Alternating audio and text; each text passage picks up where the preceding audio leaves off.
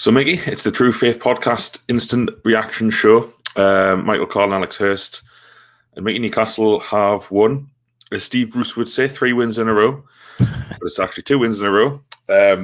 How do you feel, mate, after that very big win for Newcastle at St James's Park?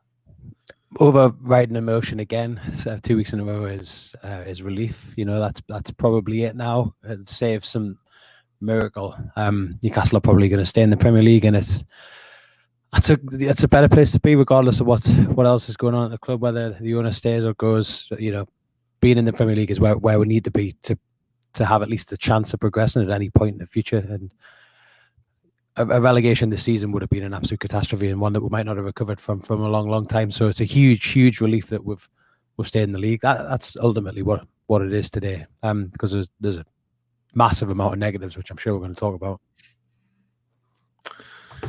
Yeah, though I think it has to be said, mate. You know, I think that before the game, if he'd give us 3-2,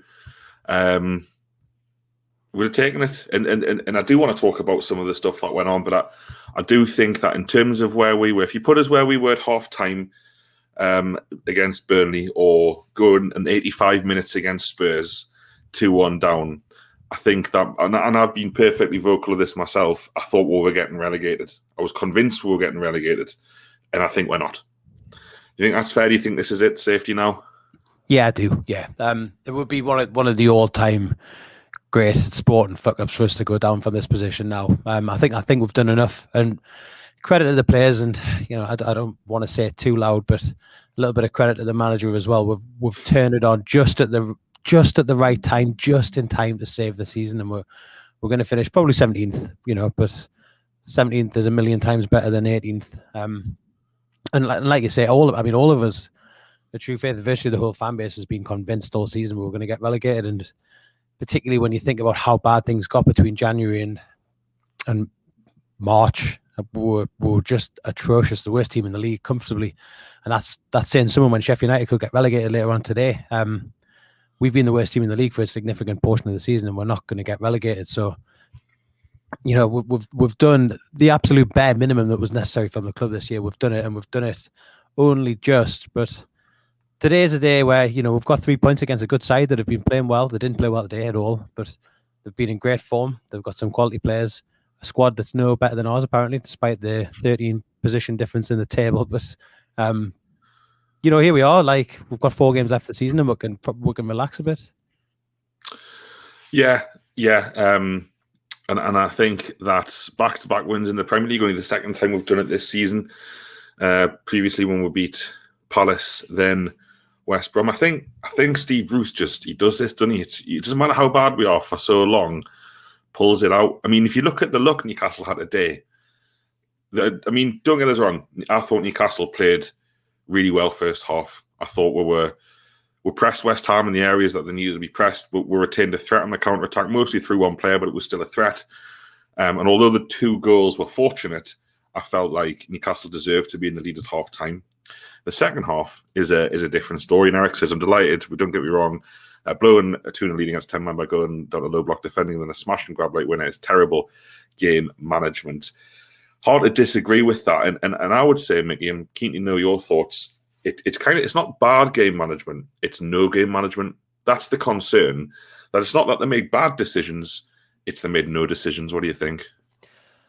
It's kind of a bit of both, isn't it? You know, we didn't change the system after going 1-up and then down to 10 men, and we didn't seem to progress further up the pitch, which is just mental. Like, the basics of football, isn't it? When you're against 10 men, you pin them back, and they naturally would be pinned back unless you completely allow them to do the opposite, which is exactly what happened.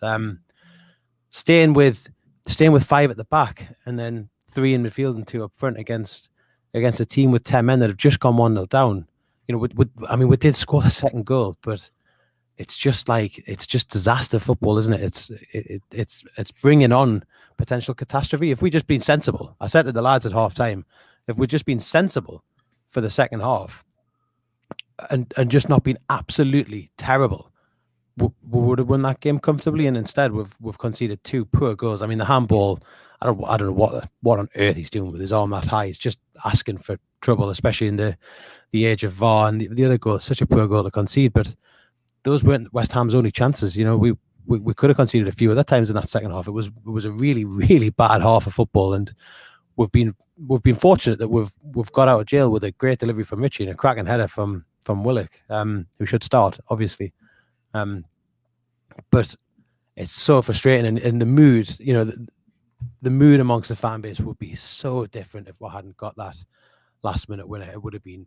I mean, I would have been. I still am, but furious with the manager and his staff for not adapting properly and not. It's like it just shouldn't happen in the Premier League at Premier League level. These are the top 20 managers in English football, in theory, are managing in the Premier League, and when we've basically decided that we're going to try and not win a game where we're 2-0 up against 10 men.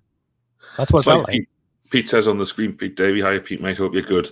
We don't half make it hard for ourselves. Exactly. And it's like Eric says, sitting back in the second half was a disgrace. And it's like, they're the right words. Do you know what I mean? It's what concerns me? At half time, the conversation should be, well, we're going to monopolise possession now. We're going to keep the ball. We're going to make them run. We're going to move them from side to side, back to front, and spaces will appear. And it'd be interesting to see what Bruce says post-game, which we obviously weren't doing this, so we won't see. But I agree with Pete. Bruce needs to take responsibility for letting us coast. That's what it was. It was almost like a job's done. It was the first time I've ever seen a football team go from being in the heart of a relegation battle to on the beach during a game. It was like a switch had been flicked where they were just like, job done now, see you next season. And it's like, no, there's a game to win. And West Ham, it shouldn't be the case where West Ham can fight their way back into it. But you even saw, as soon as we attacked them once it went 2-2, we had that one cleared off the line. Then we got the goal. And then we went back to 3-2. We went back to playing the way we were before. And I think it was 5 minutes to go. And 5 minutes to go. And they decided to keep the ball in the box. It's like, no, lads, literally every time you've attacked West Ham in this game almost, but since it's been down to 10 men, you've come close to scoring. Try and score fourth. Just incredible. I think the players have to take a little bit of responsibility here. I'm fully, blaming Bruce for the tactics in the second half, but the players as well. I don't know whether it was because we missed Jamal Lascelles, but where was the leadership in that second half? Where was the head saying, lads, keep the ball here? If we keep the ball, they've got one less player. They can't get it off with. Very disappointing, mate. Do you think the players are going to take a little bit of responsibility for this one? Yeah, of course I do. You can adapt on the pitch. You don't have to be told by a manager to keep the ball against 10 men. It should just be ingrained into you with basic football and intelligence. It was disappointing to see from everyone basically across the board. It's so obvious that was what was necessary, and we did like the absolute opposite of everything that we should have done for at least 35 minutes of that second half. You just wonder what's going through their heads. We've got 3 men in the middle of the park, played 3 central midfielders, and we can't string 3 or 4 passes together. It's pathetic.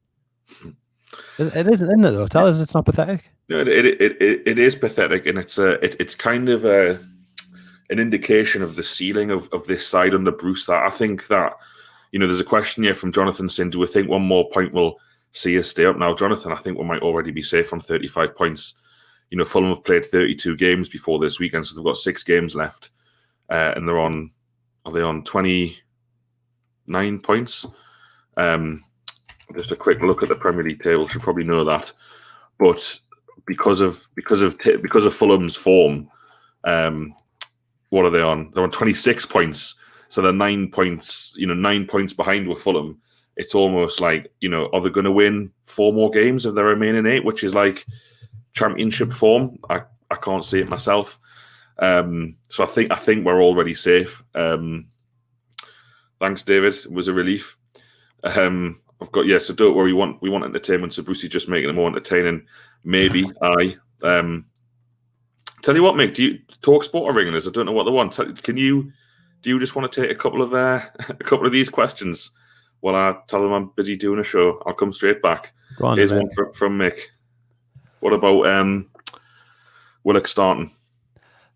Yeah, you're absolutely right, Mick. I think that is exactly what's going to happen. I thought that as Willock put the ball in the net, I thought he'll start the next game, but it won't be for Shelby, which is just extremely disappointing. I thought it was it was obvious that he was the one that needed to come out of the team today. From before the game, but during the game as well. And I thought his kind of individual performance in the middle of the park was disappointing again. I've been extremely critical of Shelvey all season. I'd really like to see what Willock and Longstaff could do in the centre of the park together. Two young English players that are developing well. Longstaff's coming back into form. Willock's clearly a quality player. I don't quite know how they would fit together as a two, but then I don't know how anyone fits with a two with John Joe Shelvey. So it's like that kind of argument that they might not work together doesn't really hold water for me, because the alternatives we have pairing wise without Hayden are no better really. Joe, the cabbage based insults on Steve Bruce.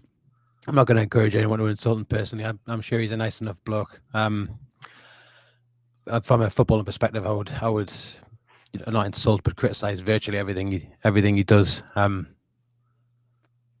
Feel free to send him a cabbage in the post if you want, though. And yeah, A2, I noticed that. That was kind of the shout of the day today. Normally, it's "Come on, Joe" that you hear from, or Jow you hear from Bruce and the Steves, but there was a lot of keep the ball coming from the sideline today, but didn't do it. So I think that's what Alex was getting at before when he was saying that the players deserve some of the criticism today rather than just the manager. It was obvious that that's what the sideline wanted them to do, but then you think about that, and ultimately it's the manager and the coaching staff's job to make sure that the players do what they want them to do on the pitch. And you're right to say there, what happens in training when we train. Do they practice any of that stuff?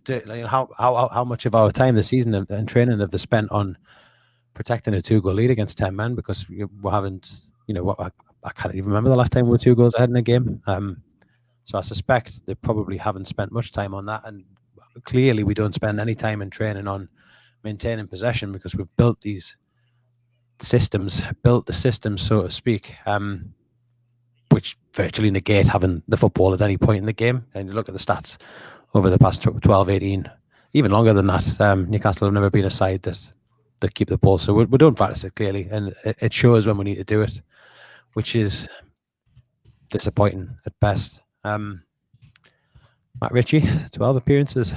You wouldn't think it had been that many, actually, but he looks kind of undroppable now, doesn't he? I think that the difference in the side from a defensive perspective, but also from his delivery compared to what we've seen from Jamal Lewis so far in black and white is really, it's a marked improvement. And I think Jamal Lewis will be an excellent footballer in the future, whether or not it's for Newcastle United or not. I'm not certain. Hopefully it is, because I think he's got the quality to develop well. But we're a better side with Richie in the team, I think, especially without Lascelles. He's virtually the only other one in the squad that you think has got that kind of man-to-man leadership quality that you need to see in a captain. I would like to see him when he's on the pitch without Lascelles with the armband. I don't think that's ever going to happen under this manager after what's happened. But well, apparently on Willock there, apparently he's going to be available for 20 million in the summer, and I can't fathom that Newcastle United wouldn't do that, because it would be such a good bit of business. That kind of money to buy a young English central midfielder that probably would seriously think about coming and playing in this side, because he's experienced in James's Park. I know it's been without the fans, but he's experienced playing in the black and white. He's experienced it. I don't know. He seems interested in the crack on social media. I'd love to see him get a game with fans in the ground and realise that we all think that he's an excellent footballer. I don't know, why would he want to stay? I kind of think, why would he want to go back to Arsenal? He's not going to break into that team. I think it will be very difficult for him to break into it when they've got so many other options in that central midfield. And the fact that he's been the one that they've let go out on loan kind of suggests that unless he went away and turned into a world beater, he's not going to go back and get a spot in the team. So he's going to be thinking, if he comes to Newcastle now, he's probably going to be one that would look to build our side around, probably with a different manager, hopefully. That's what I would be thinking if I was him. If I was him, I wouldn't be looking to go back and play for Arsenal. I'll tell you that for free. Whether I'd come to Newcastle is another question. Again, it depends on what the coaching staff and the manager is going to be like, and also what we offer him financially, because we don't pay good wages apart from Joe Linton, which is insane. I don't agree. I can't say I agree with that, Arthur. I think Hayden is poor at centre half. I know what you're saying, and you're right. He's better on the ball than anyone else we've got at centre half, apart from a centre half that we have on the books, but is currently on loan in Spain, having a blinding season, which is incredibly frustrating. And obviously Fabian, who's out of the side. But he can't defend. You know, if you think back to that run of games when he was playing at centre half, he gets found out positionally. He gets caught on the wrong foot. His balance is all wrong, and he kind of reads the game incorrectly for someone playing at centre half that you just don't get in someone that's played as a centre half for most of their career. I forget even which game it was, but it was really obvious he got caught the wrong side and turning and moving his body weight onto his inside foot and let someone down the line who scored. Who was it, man? He blasted it in the top corner. If anyone remembers it, stick it in the comments. And that's something you just don't get from a proper centre half. Wilson and Maximan, shades of Lukaku and Martinez. You know, you could say that. I wish. You know, it remains to be seen what kind of partnership those two could build, though, if they can get a decent run in the side together. Because, well, you know, as much as Bruce has said he'd never get the chance to play the key players together, well, I haven't seen Wilson and Maximan get a run in the side together in a team that's not shit. So it would be great to see those two firing and playing together for a Newcastle side that had a couple of other key additions under a different owner and a different manager. I'm skeptical to what is going to happen. It wasn't Burnley. It was Southampton. It was that Minamino goal. Minamino gets past him down the line, and Hayden sort of moved to show him inside, and it didn't work. Yeah, this is it though, isn't it?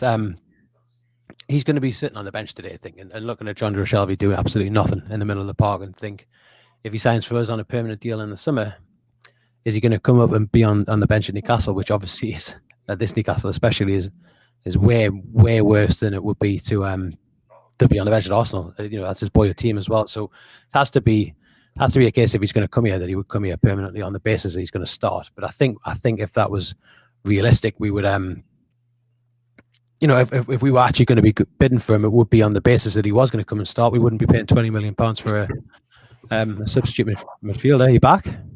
I'm back. Sorry about that. It's the most talking I've ever done. Unbelievably rude. If I promised to do something, I'd like to do it. In Talk Sport, asked me to go on, and just forgot. Just in the excitement of the game and the terrible performance, I just forgot. So I'm sorry, viewers. I'm sorry, people who are listening back to this on our Patreon platform. I'm sorry to you, most of all, Mickey. You've been holding the fort. Obviously, I got no idea what you've been saying. What's the patter? I've just been calling you all sorts of names, mate. That's it. Fair enough. I deserve it. Just been talking there about signing Joe Willock on a permanent deal and whether he would play. We've covered that though. Yeah. Have we looked at Eric's comment here? No, not yet. But you are spot on, Eric, and we mentioned earlier on that you'd hope that the team would come out with a plan to make West Ham have to work for the ball. I don't know about you, Mickey, and I don't know about you people watching, but the amount of times we'll go back to Martin Dubravka against 10 men, and it's like, lads, if you pass the ball to him to kick it long, Gabriel Ogbonna's going to win the header and they're going to get the ball. Like, no one seems to think of it. You know, I kind of praised Shelvey for recycling possession last week and holding on to the ball. But even he today, Shelvey was just moving the ball backwards unbelievably frequently. It's like, as I mentioned before, that lack of leadership. And it's not just down to Jamal Lascelles.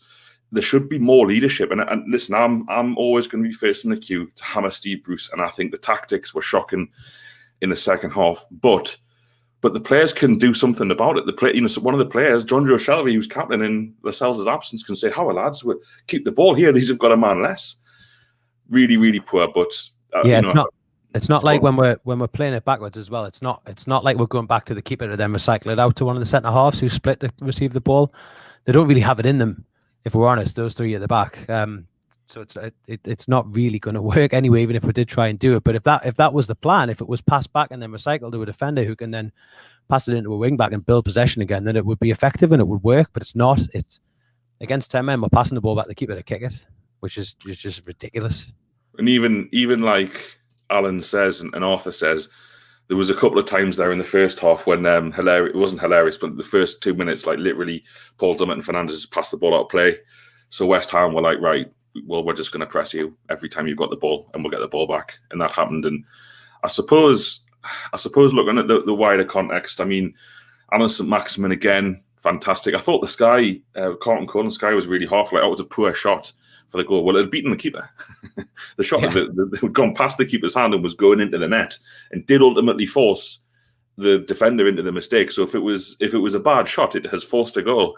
Bad shots don't tend to force goals. But I don't know, Mickey, Alan St. Maximin again. Hopefully that he's just limped off with because he gets so many kicks. But he just looks like Mr. Newcastle United at the minute. He's just perfect, isn't he? I love everything about him. He's in the past week he's donated a load of money to provide gifts to NHS workers in the city, and then come off the bench and win with a game, and then score the first goal of the day. Like, what is it to dislike about him? He's got tremendous patter on Twitter. Like, he seems to get like nuanced football pattern in a second language, which is just brilliant, isn't it? Like it's not as if any of us could be having that kind of crack in French on Twitter. I love him. I absolutely love him. I hope he stays for the rest of his career. Just build a statue now. I think that's unlikely. I think one of the things which might count in our favour for keeping him in the summer is his injury record. Yeah. The fact that he plays so infrequently. I think if he was knocking out 38 games a season, he'd be away this summer. Best player outside the top six for me, better than Wilfried Zaha at the minute. Zaha's been doing it for much longer in the Premier League. Katie's just said she would do a minute's silence. Go for it, but I've observed several as Newcastle fans for the death of the Duke of Edinburgh, so we'll crack on here. If everyone's fit, does Joe Linton start? Alan, I'll call it. Even if everyone's not fit, Joe Linton doesn't start for me. I thought he had an okay first half. He's done really well to get the 2 yellows out of Dawson. But again, this is the problem with Joe Linton. I thought that he would kick on in the second half. I thought that the goal would give him confidence, but it doesn't ever seem to do that. Don't get us wrong. I thought he had a really good first half. He doesn't play for me. I would like to see him play with Wilson more as a partnership, but he's gonna play St. Maximin, isn't he, as a striker like he did today in that free will. And it looks like St. Maximin's here to stay in that 5-3-2, but also must just to do what the fuck you want, Alan.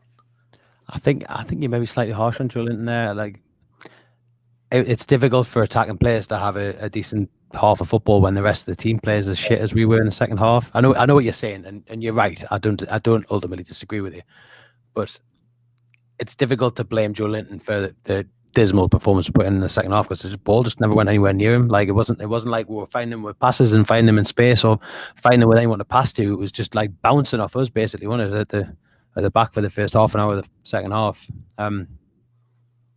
He doesn't. If you've got all of our players fit, he shouldn't be anywhere near the first team. Yeah, and Jordan asking, did we get lucky to win? You what? The guy's name there, Brief Struce.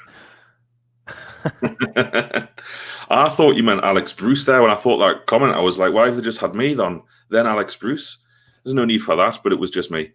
This is a good comment. That I'm saying Joe Linton had a poor second half. No one had a good second half, maybe apart from Callum Wilson and Miguel. I thought Miguel Almiron actually second half was brilliant. Was maybe the only person who got it that one needed to run at these and have a go at them. And Arthur says Miggy's a midfielder and the way Wijnaldum thrives at that role at Liverpool.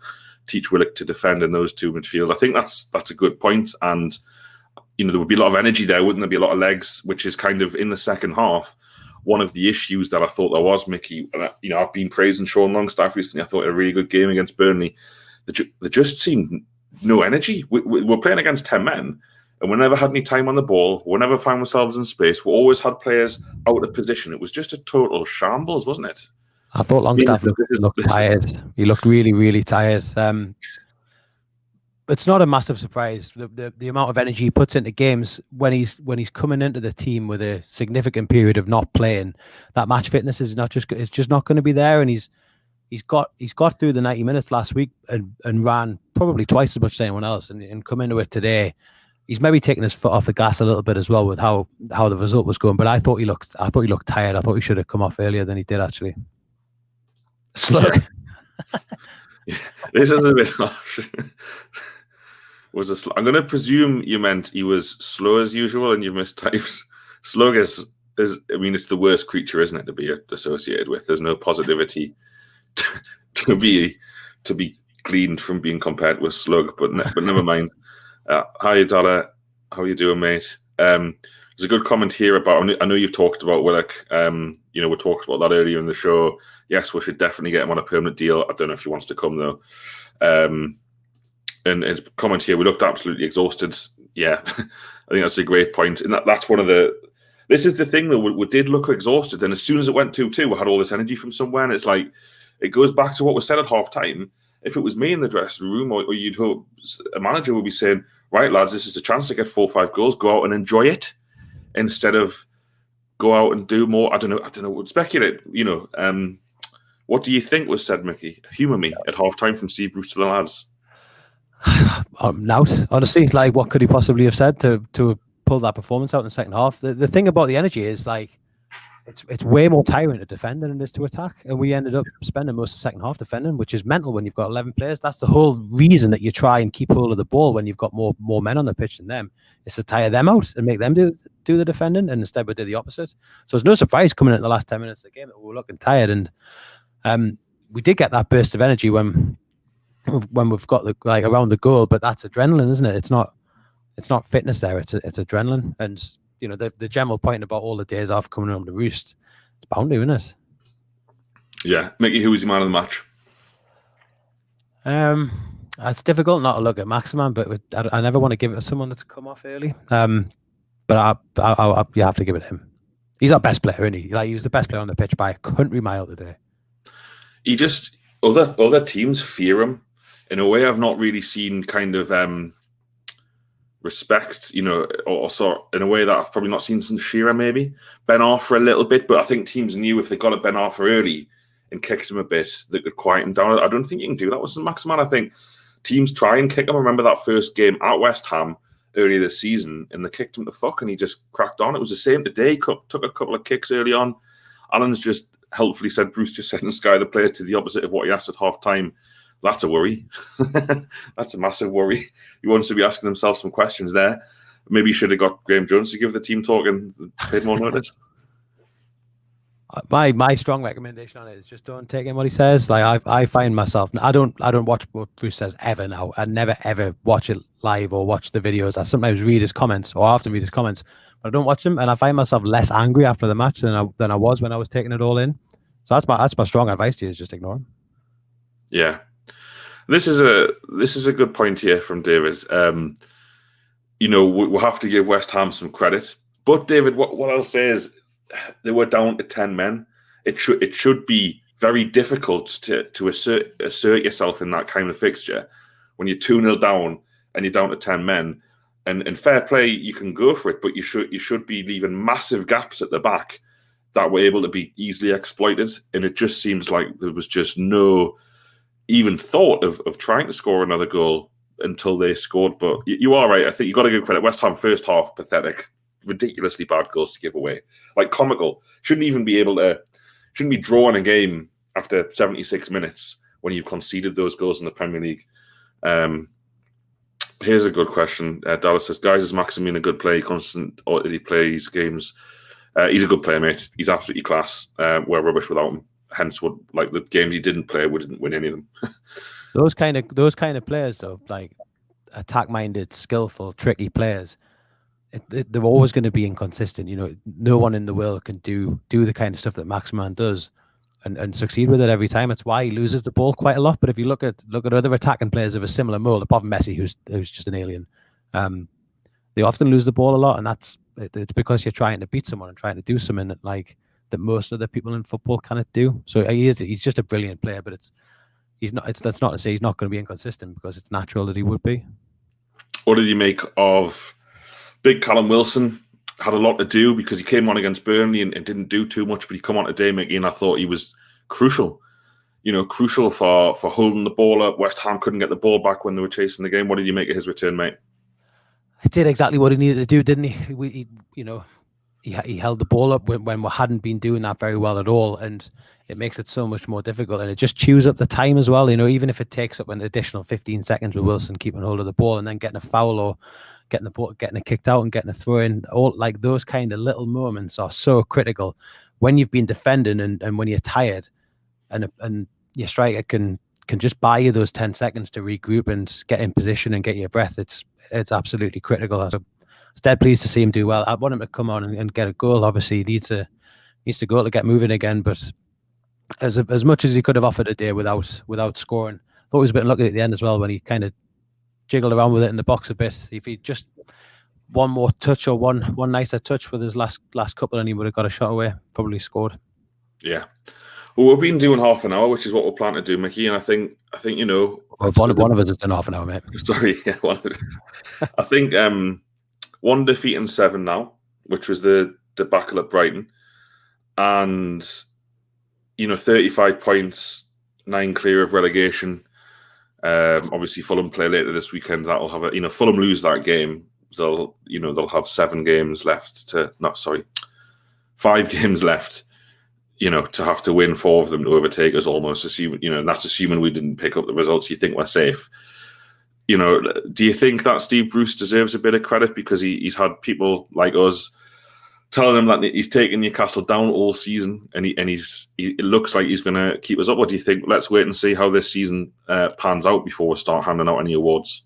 No, we're not giving him any credit. This is not a football club that should be battling up to the last couple of games to finish 17th, having spent a load of money in the summer, having brought in Callum Wilson, who's a quality striker that would get into pretty much anyone else's team. When you've got some Maximan who's, it's not like he's been completely absent all season. He's played quite a lot of games. Like, the manager does not deserve credit for this. We should be extremely critical of him. And what I wanted to say was what's happened today in the big picture.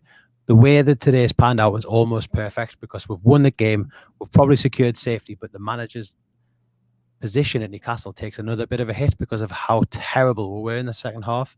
I do not want Steve Bruce to be the manager of Newcastle United next season, regardless of how things go over the next 4 games. And if we can secure safety and make it less likely that Bruce is going to be manager next season, that is perfect. And I think that's kind of what we got today. Fair enough. I think that, this.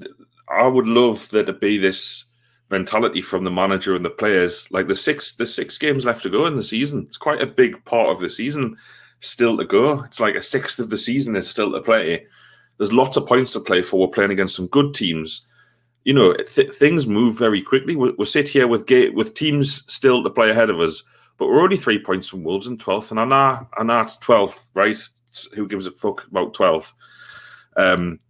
But if you're Steve Bruce, every game that you win and every performance that's good, which I'm not sure I'll include today as a good performance because the first half was good, the second half was terrible.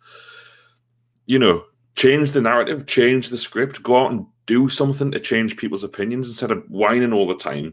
Today was a great win. West Ham have only lost to one team who are shit this season. It was us earlier on, and now it's us again. And we've managed to do the double over them, and we've managed to do the double over Burnley.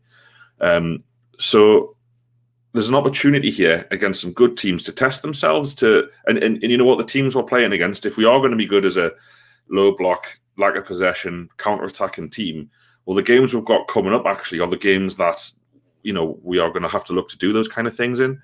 So particularly the next 4, which are against Liverpool, Arsenal, Leicester and Man City, can they take 5 points from those fixtures? Can they set themselves that target and go and do it? That's what I want to see. I want to see some ambition for the rest of the season. I thought Bruce gets a lot wrong. I mean, he gets most things wrong, if not everything wrong, let's face it. But he got something right in the pre-match press conference. And that was, he said West Ham was a massive opportunity. And actually he was right because he was talking about winning the game. That's what I quite like to see. And I shouldn't be happy to see me manager talking about winning a Premier League game of football. But it was the right attitude. And you could see that attitude bled into the players in the first half. The fact that there was a game there to be won. We had 6 shots on target in the first half, albeit a couple of them from outside of the box that were never really going to go in. I thought that was the right attitude. He needs to take that attitude into the game next week at Anfield and think, Fulham have won here recently. Brighton have won here recently.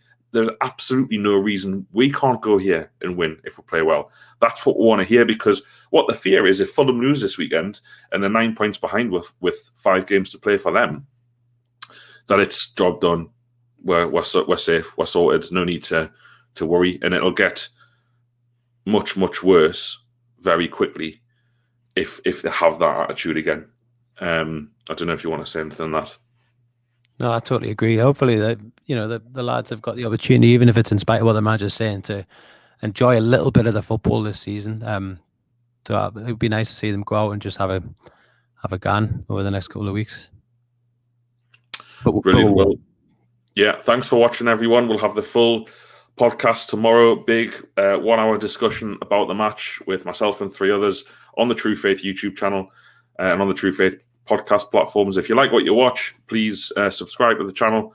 Myself and Mickey are grateful that you're watching, and we'll be back with you all very soon. Good win for Newcastle today. How are the lads?